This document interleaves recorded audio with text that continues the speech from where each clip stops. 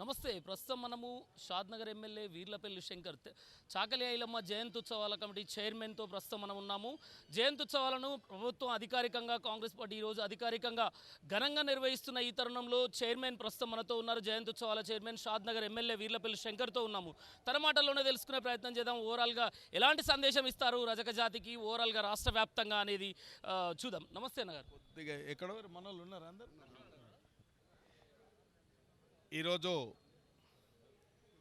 చాకలి ఐలమ్మ 129వ జయంతి పురస్కరించుకొని రాష్ట్ర వ్యాప్తంగా ప్రతి గ్రామంలో రాష్ట్ర ముఖ్యమంత్రి వర్యులు తీసుకున్న నిర్ణయానికి ఆమె స్ఫూర్తిని, ఆమె చరిత్రను మనమందరం కూడా స్మరించుకోవాల్సిన అవసరం ఉన్నదన్న దిశగా రాష్ట్ర ముఖ్యమంత్రి వర్యులు ఆమె వర్ధంతి రోజున ఒక సాహసోపేతమైన అనుకోండి ఒక చరిత్రను ఇవాళ తెలంగాణ రాష్ట్రంలో నిలిపిండంటే చాకలి ఐలమ్మ యొక్క చరిత్ర నిలపాలని ఒక ఉద్దేశంతోనే చాకలి ఐలమ్మ పేరు మహిళా యూనివర్సిటీకి నామకరణ చేయడం ఇలా రాష్ట్ర రజక సోదరులంతా కూడా హర్షం వ్యక్తం చేస్తూ ఉన్నారు. నేను కూడా హర్షం వ్యక్తం చేస్తూ ఉన్నా కాబట్టి ఇలా రాష్ట్ర ముఖ్యమంత్రి వర్యులకు మేమందరం కూడా ప్రత్యేకంగా ధన్యవాదాలు, శుభాకాంక్షలు తెలియజేస్తూ ఉన్నాం. ఈరోజు మరి కాంగ్రెస్ ప్రభుత్వం వచ్చిన తర్వాత ఇవాళ చాకలి ఐలమ్మ యొక్క చరిత్ర కనుమరుగవుతున్నదనే ఒక ఉద్దేశంతోనే ఇలా జయంతి ఉత్సవాలు కానీ ఇలా వర్ధంతి ఉత్సవాలు కూడా అధికారికంగా జరపవలసిన అవసరం ఉన్నదనే ఒక దిశ నిర్ణయించడం వల్లనే మరి ఈరోజు పెద్ద ఎత్తున ఇలా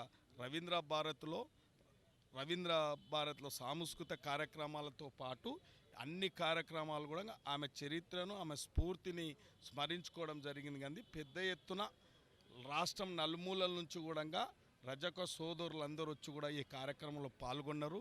నిజంగా రాష్ట్రం బీసీ సంఘం నేతలు మంత్రివర్యులు పొన్నం ప్రభాకర్ గారు, జూపల్లి కృష్ణారావు గారు, ఎమ్మెల్సీలు, ఉద్యమకారుడు కోదండరాం సార్ కానీ, అనిల్ కానీ, ఎమ్మెల్సీలు కానీ పెద్ద ఎత్తున వచ్చి కూడా ఈ యొక్క చరిత్ర ముందుకు తీసుకుపోవాలి, ఈ రజక జాతిని ఆర్థికంగా, రాజకీయంగా, సామాజికంగా ముందుకు తీసుకుపోవాలనే ఒక సదుద్దేశంతో ఈ కార్యక్రమం చాలా దిగ్విజయంగా జరిగింది. కాబట్టి అక్కడక్కడ చిన్న చిన్న ఇబ్బందులు ఉన్నప్పుడు కూడా మేమందరం కూడా ఏకతాటి మీదకి వచ్చి మన వాటా ఆ రోజు జరిగిన అన్యాయానికి ఎదురు తిరిగింది చాకలి ఐలమ్మ. కాబట్టి సాయుధ పోరాటం అంటే ఈ సాయుధ రైతాంగ పోరాటం ఎందుకు చేసింది ఆ రోజు అంటే ఇవాళ నిజాం నిరంకుశత పాలనకు వ్యతిరేకంగా, దేశం ముక్కుల యొక్క ఆధిపత్యానికి వ్యతిరేకంగా ఆ రోజు ఆమె నిరక్షరాస్యురాలైన కూడా పోరాటం చేసి పీడిత వర్గాలకు జీవితాలకు విముక్తి కల్పించిన గొప్ప సాయుధ పోరాట యోధురాలు,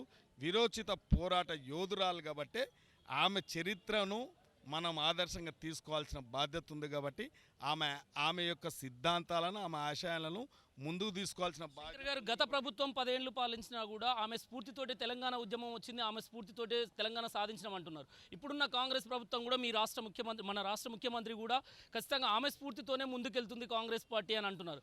కానీ రజకులందరూ, రజక జాతి కానీ ఓవరాల్గా ఐలమ్మ వారసులు కానీ ఎవరైనా ఐలమ్మ విగ్రహం ట్యాంక్ బండ మీద పెడతలేరని ప్రధాన డిమాండ్ ఉంది పెట్టాలని. దీని మీద ఎలా రెస్పాండ్ అవుతారు? ముఖ్యమంత్రి గారి దృష్టికి తీసుకెళ్తారా?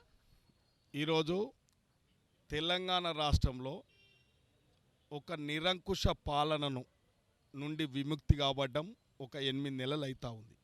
ప్రజలు నచ్చిన ప్రభుత్వం ఈ రాష్ట్రంలో కొలువుదీరింది, ప్రజాపాలన కొనసాగుతుంది, ప్రజాస్వామ్య ప్రభుత్వం కొనసాగుతుంది. కాబట్టి ఈ రాష్ట్రాన్ని ఇవాళ ఆ రోజు తెలంగాణ ఉద్యమం జరుగుతున్నది ఎందుకు జరిగింది అంటే ఆర్థికంగా, రాజకీయంగా, సామాజికంగా, నీళ్లు నిధుల పరంగా దోపిడీకి గురవుతుంది తెలంగాణ రాష్ట్రం అన్న గొప్ప ఉద్యమకార నాయకులు.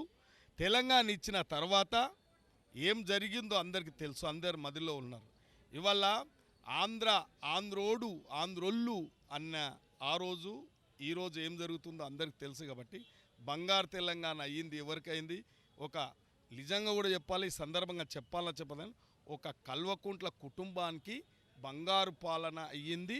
నిధులు వాళ్ళ ఇంటికే పోయినాయి, ఉద్యోగాలు వాళ్ళ ఇంటికి పోయినాయి, పదవులు కూడా వాళ్ళ ఇంటికే పోయినాయి. కాబట్టి ఒకే ఒక జాతి, ఒకే విలమ జాతి బాగుపడ్డదే తప్ప ఆర్థికంగా, రాజకీయంగా, సామాజికంగా తెలంగాణ దగాపడ్డది. కాబట్టి ఆర్థికంగా అస్థిరత పరిచిండ్రు, దోపిడికి గురైంది తెలంగాణ రాష్ట్రం. కాబట్టి ఇవాళ ప్రజలు చైతన్యవంతులు. కాబట్టి నిజంగా తెలంగాణ తెస్తే అన్ని విధాల మనం ఆర్థికంగా, సామాజికంగా అభివృద్ధి చెందుతామనే ఒక ఆశతోని పోరాటాలకు ఊపిరినిచ్చిరు తప్ప ఇవల్ల కల్వకుంట్ల కుటుంబాన్ని ఇంట్లో పండబెట్టడానికి, అడుగడుగున అంచివేత గురి చేయడానికి ఈరోజు సిద్ధమై ఉన్నారు ప్రజలు. కాబట్టి ఇవల్ల నిజమైన తెలంగాణ వచ్చింది. కాబట్టి ఇవాళ అంచెలంచెలుగా రజకులకు కూడా ఒక నమ్మకం వచ్చింది.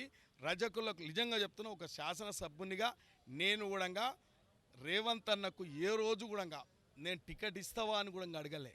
అన్న సామాజిక న్యాయం జరిగితే తెలంగాణలో అది కాంగ్రెస్లో జరుగుతుందని ఒక ఉద్దేశం నాకు తెలుసు. కాబట్టి నేను ఒక టికెట్ గురించి కూడా దరఖాస్తు పెట్టలేదు. కాబట్టి నాకు టికెట్ ఇంటికి వచ్చిందంటే ఎంతో గొప్ప విషయం జాతికి అనేది చెప్పండి.